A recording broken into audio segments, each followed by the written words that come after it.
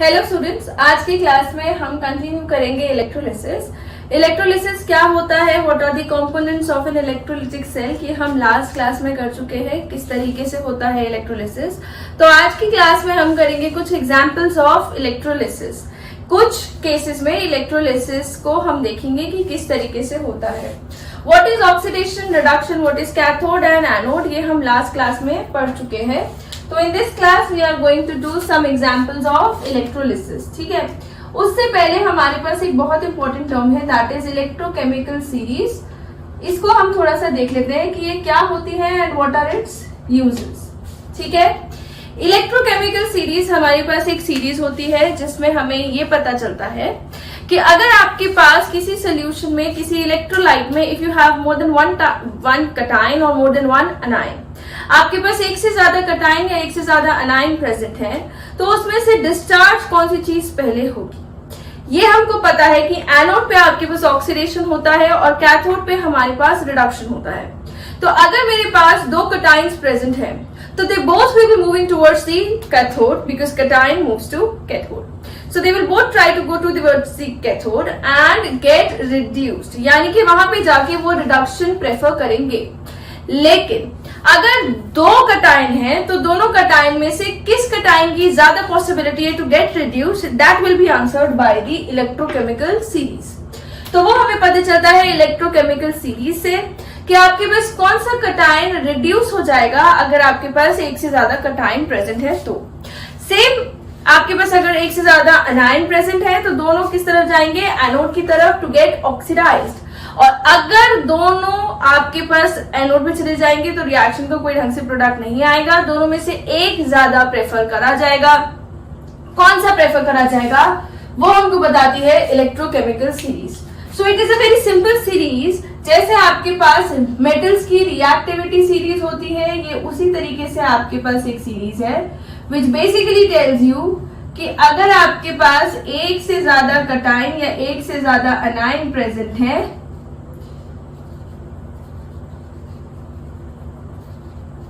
तो कौन से वाले का रिडक्शन या ऑक्सीडेशन पहले होगा। ठीक है, जितना हम इस सीरीज में डाउनवर्ड्स जाते जाएंगे उतना आपके पास ईज ऑफ डिस्चार्ज होता जाएगा। जब भी कोई कटाइन या एनाइन एनोड या कैथोड की तरफ जाता है तो इट गेट्स डिस्चार्ज। ठीक, तो जब वो कटाइन आपके पास कैथोड या एनोड की तरफ जा रहा है और डिस्चार्ज हो रहा है, इसका मतलब कि अगर आपके पास एक से ज्यादा कटाइन या एक से ज्यादा अनाइन प्रेजेंट है तो कौन सा पहले डिस्चार्ज होगा वो हमको बता रहा है electrochemical series. See it is very much related by the reactivity also. अगर मेरे पास किसी इलेक्ट्रोलाइट में, याद करने के लिए बहुत सिंपल तरीका है, आप रिएक्टिविटी के बेसिस पे याद करिए। अगर मेरे पास दो इलेक्ट्रोलाइट्स है, एक इलेक्ट्रोलाइट से मुझे K पॉजिटिव आयन मिल रहा है और एक इलेक्ट्रोलाइट से मुझे Na पॉजिटिव आयन मिल रहे हैं। ठीक है, अब ये दोनों जो मेरे पास कटाइन्स है ये कोशिश करेंगे कि ये कैथोड की तरफ जाकर के रिड्यूस हो जाए, लेकिन एक मेरे पास ज्यादा प्रेफर्ड होगा। कौन सा, Na वाला, क्योंकि डाउन द ग्रुप जाने पे ईज ऑफ डिस्चार्ज आपके पास इंक्रीज करता जा रहा है। ठीक है, वो इसलिए होता है कि K पॉजिटिव बहुत इजीली, मतलब पोटेशियम जो है वो बहुत इजीली फॉर्म हो जाता है, पोटेशियम आयन K पॉजिटिव बहुत इजीली फॉर्म हो जाता है कंपेयर टू Na पॉजिटिव, क्योंकि पोटेशियम की जो आयनाइजेशन पोटेंशियल होती है that is very much less than the ionization potential of sodium. इसका आउटर मोस्ट इलेक्ट्रॉन आपके पास सेकंड थर्ड शेल में है और इसका फोर्थ शेल में होगा, तो ये इलेक्ट्रॉन बहुत इजीली लूज कर देगा। अगर कोई चीज इलेक्ट्रॉन बहुत इजीली लूज कर दे रही है, इसका मतलब इट इज गेटिंग स्टेबल। ठीक है, तो ये आपके पास ऑलरेडी स्टेबल हो रहा है और Na पॉजिटिव भी हमारे पास स्टेबल है, लेकिन इन कंपैरिजन आपके पास K positive ion is more stable. तो ये स्टेबल है, ये बेचारा इलेक्ट्रॉन लेना चाहता ही नहीं है।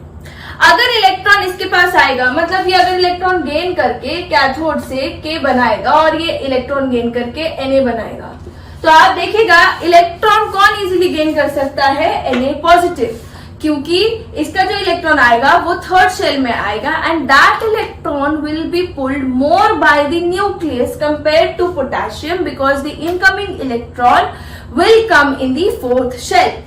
तो जैसे आपके पास रिएक्टिविटी होती होती है उसी का उल्टा ट्रेंड आपको फॉलो करना है। सीरीज में जो भी सबसे नीचे होगा वो इजीली डिस्चार्ज हो जाएगा।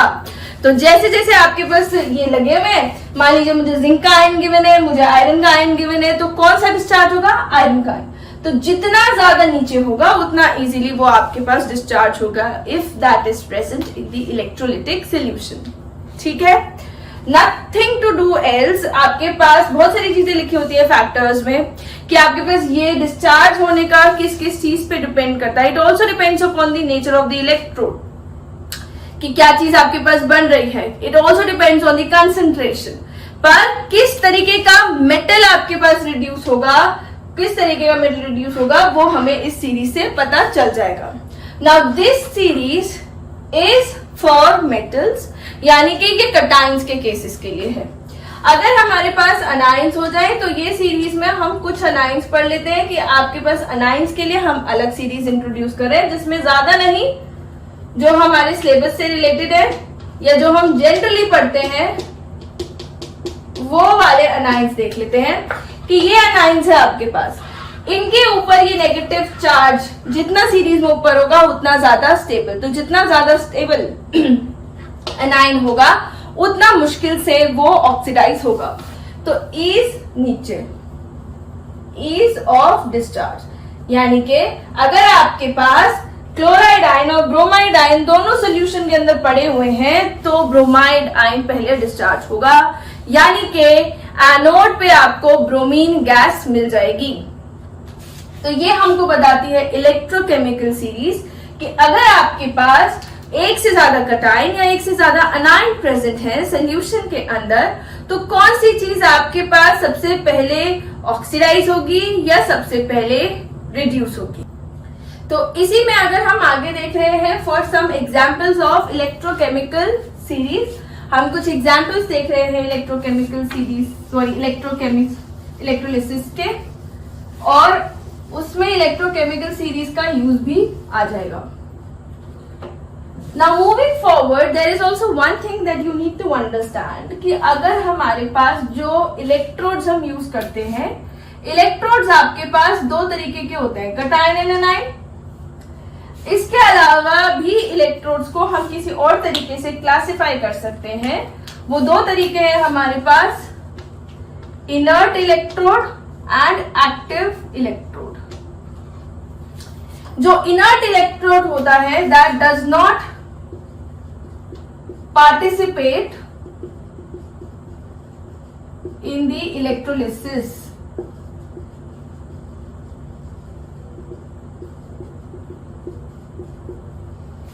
Example platinum. प्लैटिनम की रिएक्टिविटी बेचारे की वैसे बहुत कम है, तो इनर्ट इलेक्ट्रोड्स हमारे पास वो होते हैं जो कि खुद इलेक्ट्रोलिसिस में पार्टिसिपेट नहीं करते हैं। जनरली हम प्लैटिनम या ग्रेफाइट के इलेक्ट्रोड्स को इनर्ट इलेक्ट्रोड्स की तरह यूज करते हैं। And active electrodes are which do participate। ये आपके पास पार्टिसिपेट करते हैं इन इलेक्ट्रोलिसिस। एग्जाम्पल, अगर मान लीजिए आपने कॉपर सल्फेट का सोल्यूशन लिया है और आपने कॉपर यूज किया है या सिल्वर यूज किया है, ये खुद भी पार्टिसिपेट कर सकते हैं रिएक्शन के अंदर। तो क्या होगा, जब हमारे पास इनर्ट इलेक्ट्रोड होता है तो हमें कुछ सोचने की जरूरत नहीं है, because the electrode is not participating in the reaction. आपके प्रोडक्ट्स जो आएंगे कैथोड या एनोड पे, वो टोटली होल सोल डिपेंड करेंगे किसके ऊपर, कि आपके पास इलेक्ट्रोलिटिक सॉल्यूशंस में कौन से कटाइंस एंड कौन से अनाइंस प्रेजेंट है। बट अगर आपके पास एक एक्टिव इलेक्ट्रोड होता है तो active electrode also has the tendency to get reduced and to get oxidize. वो खुद मेटल प्रोवाइड कर सकता है, मेटल ले सकता है।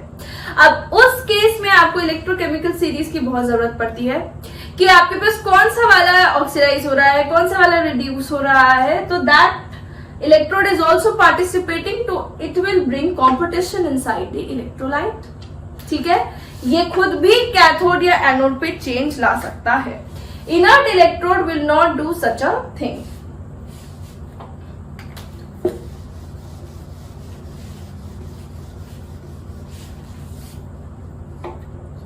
तो हम पहले जो देख रहे हैं इलेक्ट्रोलिसिस में एग्जाम्पल्स, तो पहला हम एग्जाम्पल कर रहे हैं इलेक्ट्रोलिसिस ऑफ लेड ब्रोमाइड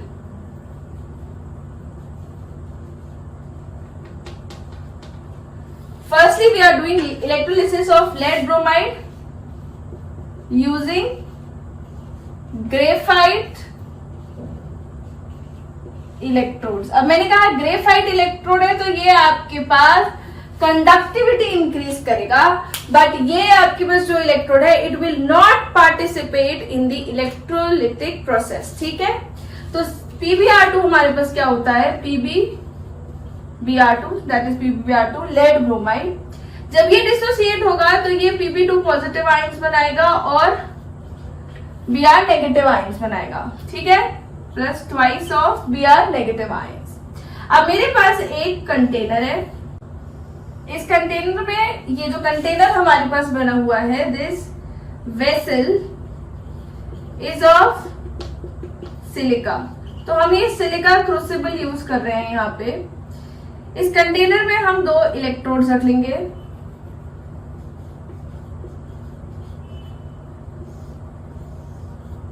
दो इलेक्ट्रोड्स में एक हमारे पास एनोड होगा, एक हमारे पास कैथोड होगा।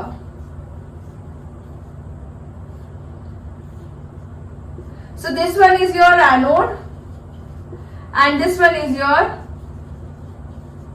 कैथोड। जो इलेक्ट्रोलाइट लेंगे वो हम किसका लेंगे, लेड ब्रोमाइड का। ये सिलिका क्रूसिबल हम इसलिए यूज करते हैं क्योंकि हम नीचे से हीटिंग प्रोवाइड कर रहे हैं और सिलिका क्रूसिबल का जो टेम्परेचर है रेजिस्टेंस का, वो रेजिस्ट जो कर सकता है बहुत ज्यादा है। अप्रोक्सीमेटली 380 डिग्री सेल्सियस पे इसका मेल्टिंग जो है वो हमने बैलेंस कर रखी है, मेल्टिंग पॉइंट आ रखा है इसका।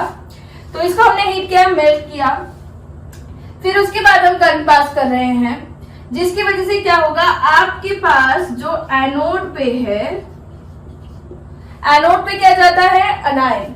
तो Br negative ions will move towards the anode और वहां पे क्या होता है, ऑक्सीडेशन। ऑक्सीडेशन में they will lose electron and it will form Br। ठीक है, तो ऑक्सीडेशन होने पे आपके पास ये Br बना लेगा। फिर ये जो Br है दूसरे Br के साथ मिलके क्या बना लेंगे, Br2। ठीक, कैथोड पे हमारे पास मूवमेंट होता है किसका, कटायन का। कटायन है हमारे पास Pb2 पॉजिटिव। Pb2 पॉजिटिव यहाँ पे क्या करेगा, इलेक्ट्रॉन गेन करेगा 2 and it will make Pb metal. ठीक है, तो एनोड पे हमको क्या मिला है, ब्रोमीन गैस जो होती है it will form brownish reddish vapours.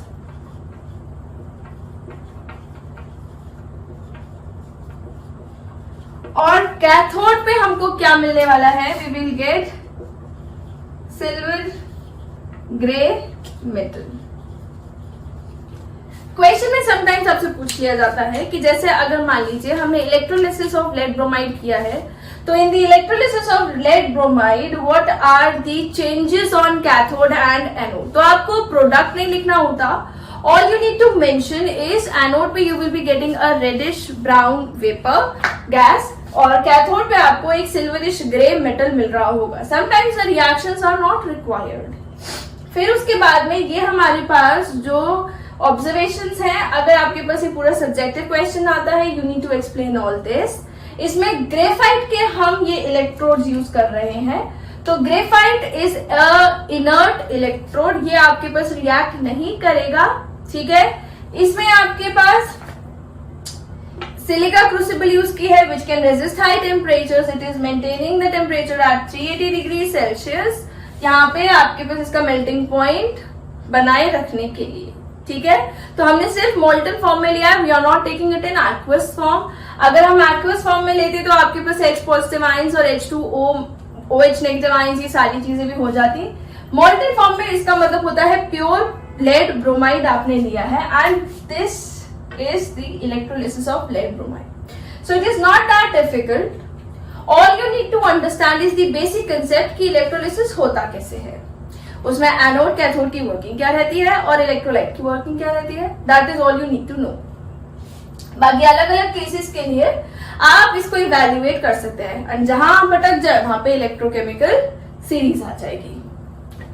तो नेक्स्ट हम जो देख रहे हैं, इलेक्ट्रोलिसिस ऑफ वाटर और वाटर सिंपल वाटर नहीं, एसिड्यूलेटेड वाटर, इसका मतलब एसिडिफाइड वाटर। तो नेक्स्ट जो हम केस देख रहे हैं दैट इज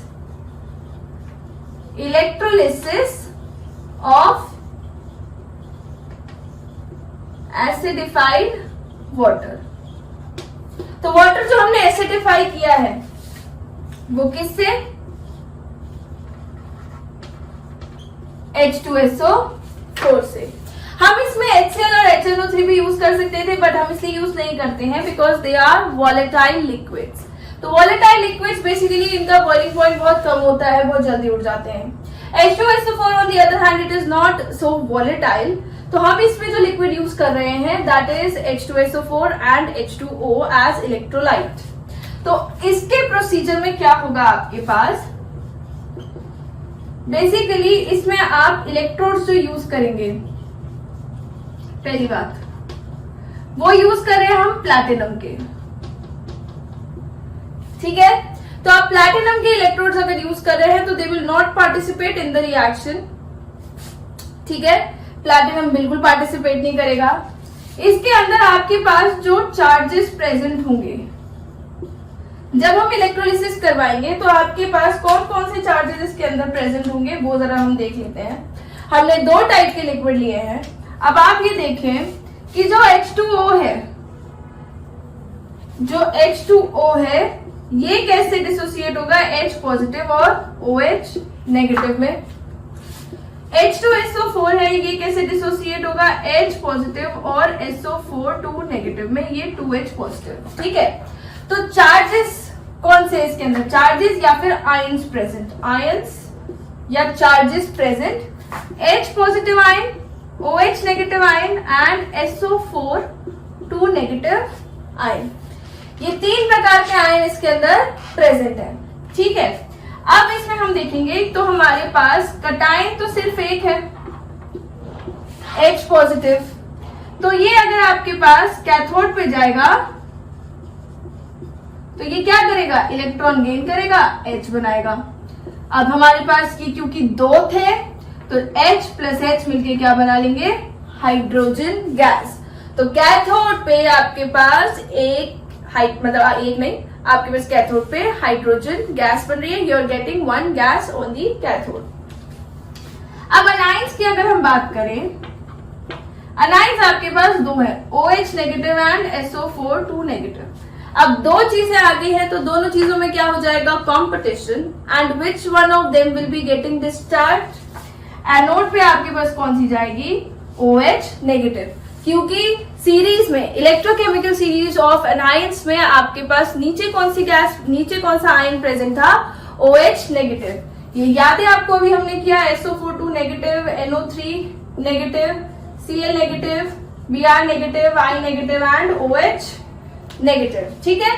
तो इसमें हमारे पास OH नेगेटिव जो है that lies in down in the series. तो यहाँ पे हमारे पास OH नेगेटिव आयन का ये जो OH बना है हमारे पास, ये OH दूसरे OH के साथ कंबाइन करके बनाएगा H2O and O. Further, this oxygen will combine with another oxygen because it is very much reactive and they will form O2. तो जो हमारे पास एनोड पे प्रोडक्ट आएगा that will B oxygen gas, और आपके पास कैथोड पे प्रोडक्ट आएगा हाइड्रोजन गैस, ठीक है। तो this is the electrolysis of acidified water कि आपके पास कैथोड पे क्या बन रहा है और एनोड पे क्या बन रहा है। कैथोड पे आपके पास बनेगी हाइड्रोजन और एनोड पे हमारे पास बन रही है ऑक्सीजन, ठीक है।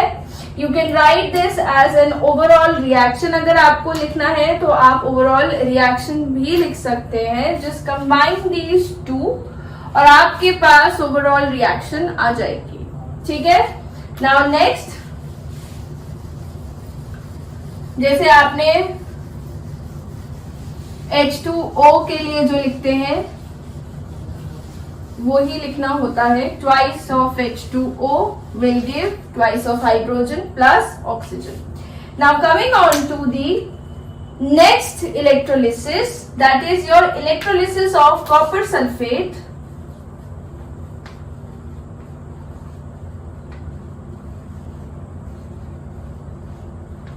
ठीक है।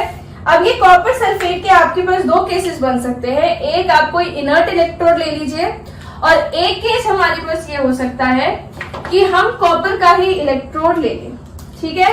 तो we are going to do some active electrode example. तो electrolysis of copper sulphate using copper electrode. और कॉपर हमारे पास एक ऐसा इलेक्ट्रोड है, it itself is an active electrode. तो जब आप एक कंटेनर लेंगे, इसमें दो इलेक्ट्रोड्स लगा रहे हैं, दोनों किसके हैं? कॉपर के। तो कैथोड और एनोड दोनों ही आपके पास किसके हो गए? कॉपर के, ठीक है। तो both of them which you are using are of copper, और जो सोल्यूशन होगा that will be of copper sulfate. Now this is copper and this is copper, ठीक है। थोड़ा सा हम इस सोल्यूशन में H2SO4 भी ऐड कर देते हैं। Now this H2SO4 is to improve the electrical conductivity, ठीक है। तो some H2SO4 is also added to increase conductivity, ठीक है। अब इसमें आपके पास जो चार्जेस प्रेजेंट होंगे वो कौन से होंगे? Cu2 positive and SO4 2 negative, क्योंकि कॉपर सल्फेट आपके पास टूटेगा तो Cu2 पॉजिटिव और SO4 2 नेगेटिव में टूट जाएगा, ठीक है। ओके, नाउ ये H2SO4 आपके पास H positive and SO4 2 negative में ही टूटेगा, ठीक है। तो these are the ions present. अब अगर हम एनायंस की बात करें तो एनायन हमारे पास इसमें एक तो SO4 2 नेगेटिव है, साथ ही साथ इसमें हमारे पास एनोड पे भी कॉपर है और कैथोड पे भी कॉपर है, ठीक है। Now let's first start with the cation. कौन से हैं हमारे पास? Cu2 positive and H positive, ठीक है। जब हमारे पास Cu2 पॉजिटिव और H पॉजिटिव आयंस प्रेजेंट हैं तो किसका डिस्चार्ज पहले होगा? Cu2 पॉजिटिव का, क्योंकि आपके पास इसमें कॉपर सल्फेट है और आपके पास हम पढ़ चुके हैं H पॉजिटिव से नीचे आता है आपके पास Cu2 पॉजिटिव। कॉपर हमारे पास down in the series present होता है तो कॉपर का डिस्चार्ज पहले होगा। तो कैथोड पे हमारे पास कॉपर 2 इलेक्ट्रॉन गेन करेगा और सिंपल कॉपर बना लेगा, कॉपर मेटल आपके पास बन जाएगा। अब हम बात करते हैं, अब आते हैं अनाइंस पे कि आपके पास एक SO4 2 नेगेटिव आयन है, बाकी इसमें पास में एनोड पे आपके पास कॉपर है। तो जब SO4 2 नेगेटिव आपके पास एनोड की तरफ जाएगा तो इट विल सी कि already copper as anode present है और कॉपर एक एक्टिव इलेक्ट्रोड है, तो it itself will be participating in the reaction. तो जो हमारे पास एनोड पे रिएक्शन होगा वो सल्फेट आयंस का नहीं होगा। कॉपर हमारे पास क्या हो जाएगा? ऑक्सीडाइज। कॉपर क्या है? एक मेटल। सल्फेट हमारे पास फिर भी स्टेबल है, ये इलेक्ट्रॉन लूज नहीं करेगा।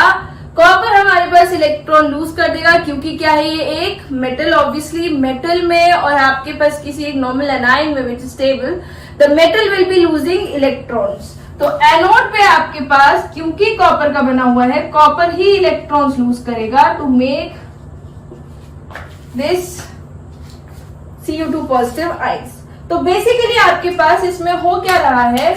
कॉपर आपके पास यहां से आपके पास ये मूव करके सोल्यूशन के अंदर जा रहा है to make Cu2 positive. This Cu2 positive is replacing the copper present in the solution already, and ये आपके पास Cu2 positive मूव कर जाएगा इधर। जितना ऐसा नहीं होगा इसके अंदर कि कुछ इम्बैलेंस क्रिएट हो जाएगा कि कॉपर ज्यादा हो जाएगी।